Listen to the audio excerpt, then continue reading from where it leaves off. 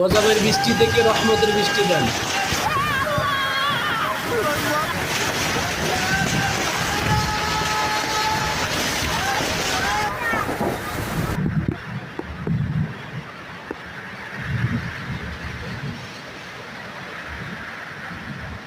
অনেকদিন পরে রহমতের বৃষ্টি দিয়েছেন, আমরা অনেক খুশি।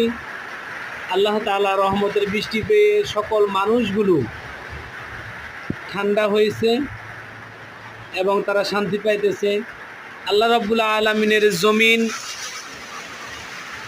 পানির জন্য হাহাকার ছিল, জমিনও পানি পেয়ে তাজা হয়েছেন আলহামদুলিল্লাহ। গাছপালা সকল কিছু আহার তৈরি হয়েছে আলহামদুলিল্লাহ। আল্লাহ তাআলার কাছে লক্ষ লক্ষ শুকরিয়া আদায় করি যে আল্লাহ রাব্বুল আলামিন আমাদেরকে রহমত